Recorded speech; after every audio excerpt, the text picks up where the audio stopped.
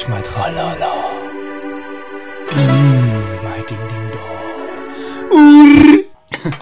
Oh, seid gegrüßt, Freunde. So the feedback on my last lava paint job video was quite interesting. So many people told me, okay, this looks amazing. So I thought I'd give it another try and make it accessible for an international audience. Marvin!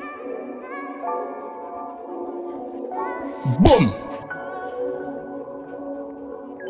So here you can see the materials I used, and I will link the materials as best as I can on the Amazon page, and I don't know. This time I've learned from my past mistakes. I wanted to paint all on one day, so it was quite soft after a few weeks. For this attempt it took several days. The crackle effect was left to dry outdoors for an entire day, for example. And yes, a few bees and flies got stuck into the paint, and yeah, I hope they are doing well.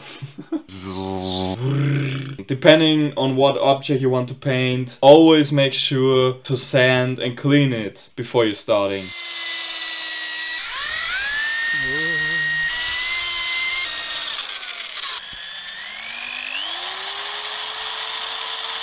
Mit mehr Dampf drauf, sag ich mal.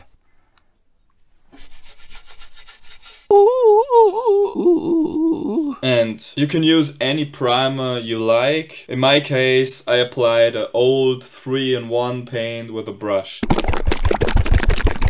Die Möhre. It works well enough for this kind of frame, so who cares? So Der Pinsel fällt ja schon auseinander. Was ist das denn? Digga, wie geil. next comes the orange paint. Apply it 1 or 2 solid layers. The more layers, the better it gets, because the crackle effect will chemically tear the layer apart underneath it, and the thicker coat reduces the chance of a primer showing through. So in my case, you would probably not see the orange color, you would see the white primer underneath it.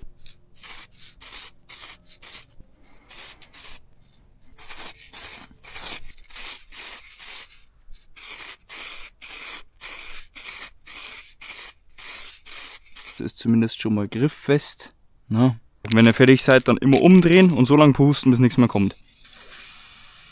Ja. So there are a few things to keep in mind when creating the crackle effect. The more and faster you spray onto one spot, the bigger the cracks will be. If you spray lightly, the cracks will be smaller. And the most important, you can't adjust this afterward. So think ahead. Where do you want larger cracks, and where do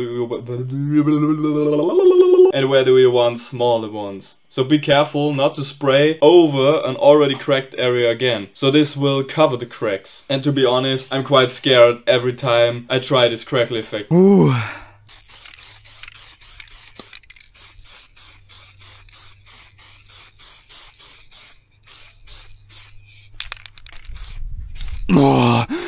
Luft anhalten, Freunde. Wow, doch, nee, das ist geil.